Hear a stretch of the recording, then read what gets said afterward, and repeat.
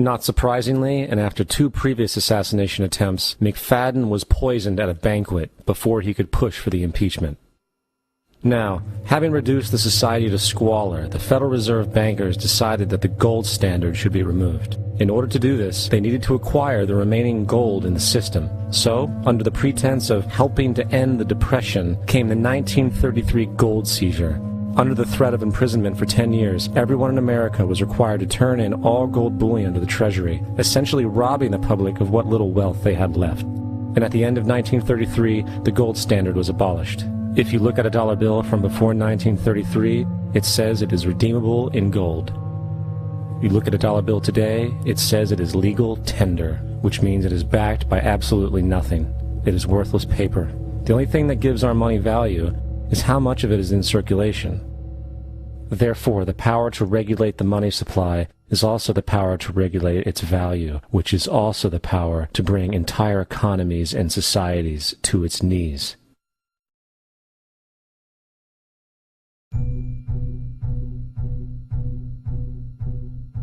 It's important to clearly understand, the Federal Reserve is a private corporation. It is about as Federal Express. It makes its own policies and is under virtually no regulation by the U.S. government.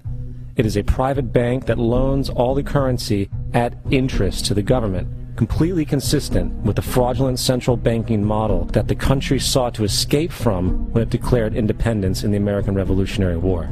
Now, going back to 1913, the Federal Reserve Act was not the only unconstitutional bill pushed through Congress. They also pushed the federal income tax.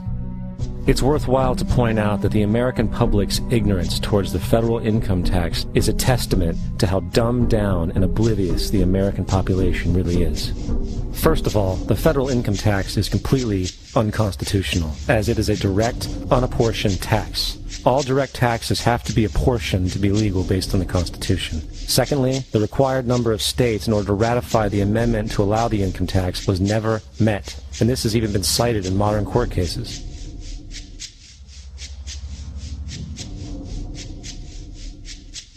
Third, at the present day, roughly 25% of the average worker's income is taken via this tax. And guess where that money goes?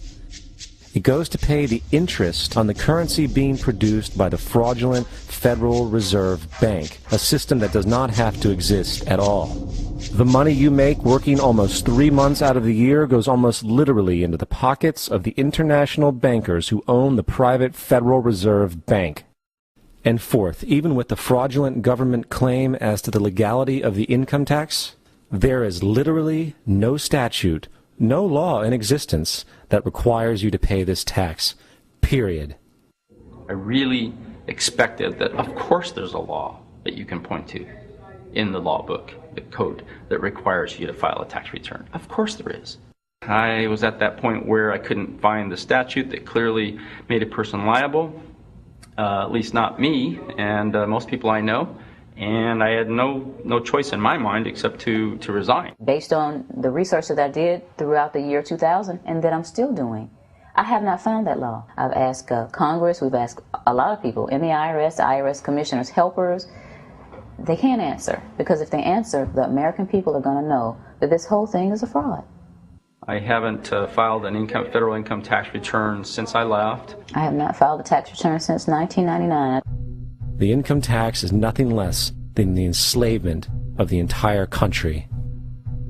Now, the control of the economy and the perpetual robbery of wealth is only one side of the Rubik's Cube the bankers hold in their hands. The next tool for profit and control is war. Since the inception of the Federal Reserve in 1913, a number of large and small wars have commenced. The 3 most pronounced were World War I, World War II, and Vietnam. World War I. In 1914, European wars broke out centered around England and Germany. The American public wanted nothing to do with the war. In turn, President Woodrow Wilson publicly declared neutrality. However, under the surface, the U.S. administration was looking for any excuse it could find to enter it.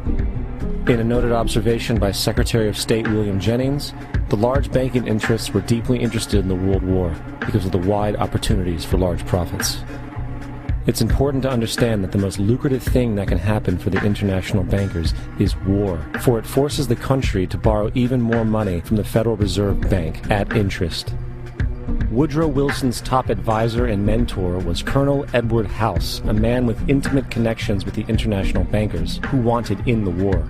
In a documented conversation between Colonel House, Wilson's advisor, and Sir Edward Grey, the Foreign Secretary of England, regarding how to get America into the war, Grey inquired, "What will Americans do if Germans sink an ocean liner with American passengers on board?" House responded, "I believe that a flame of indignation would sweep the United States, and that by itself would be sufficient to carry us into war."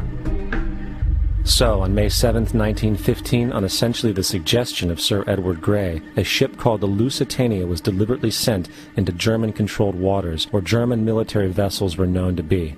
And, as expected, German U-boats torpedoed the ship, exploding stored ammunition, killing 1,200 people. To further understand the deliberate nature of this setup, the German embassy actually put advertisements in the New York Times telling people that if they boarded the Lusitania, they did so at their own risk, as such a ship sailing from America to England through the war zone would be liable to destruction. In turn, and as anticipated, the sinking of the Lusitania caused a wave of anger among the American population, and America entered the war a short time after. The First World War caused 323,000 American deaths. J.D. Rockefeller made $200 million off of it. Not to mention the war cost about $30 billion for America, most of which was borrowed from the Federal Reserve Bank at interest, furthering the profits of the international bankers. World War II.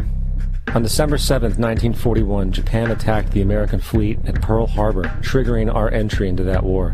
President Franklin D. Roosevelt declared the attack was a day that will live in infamy.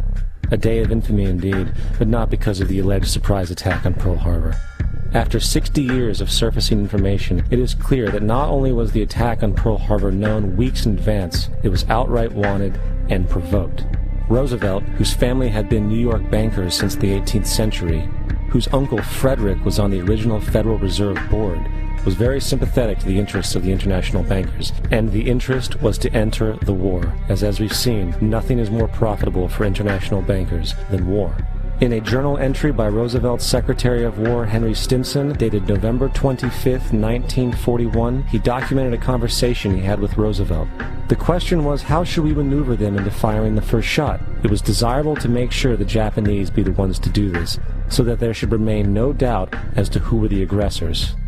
In the months leading up to the attack on Pearl Harbor, Roosevelt had done almost everything in his power to anger the Japanese, showing a posture of aggression. He halted all of Japan's imports of American petroleum. He froze all the Japanese assets in the United States. He made public loans to nationalist China and supplied military aid to the British, both enemies of Japan in the war, which, by the way, is completely in violation of international war rules. And on December 4th, 3 days before the attack, Australian intelligence told Roosevelt about a Japanese task force moving towards Pearl Harbor. Roosevelt ignored it. So, as hoped and allowed, on December 7th, 1941, Japan attacked Pearl Harbor, killing 2,400 soldiers. Before Pearl Harbor, 83% of the American public wanted nothing to do with the war. After Pearl Harbor, 1 million men volunteered for the war. It is important to note, Nazi Germany's war effort was largely supported by two organizations, one of which was called IG Farben. IG Farben produced 84% of Germany's explosives, and even the Zyklon B used in the concentration camps to kill millions. One of the unspoken partners of IG Farben was J.D. Rockefeller's Standard Oil Company in America. In fact, the German Air Force could not operate without a special additive patented by Rockefeller's Standard Oil. The drastic bombing of London by Nazi Germany, for example, was made possible by a $20 million sale of fuel to IG Farben by the Rockefeller Standard Oil Company. This is just one small point on the topic of how American business funded both sides of World War II. One other treasonous organization worth mentioning is the Union Banking Corporation of New York City. Not only did it finance numerous aspects of Hitler's rise to power, along with actual materials during the war, it was also a Nazi money laundering bank, which was eventually exposed for having millions of dollars of Nazi money in its vaults. The Union Banking Corporation of New York was eventually seized for violations of the Trading with the Enemy Act. Guess who the director and vice president of the Union Bank was? Prescott Bush, our current president's grandfather, and of course our former president's father.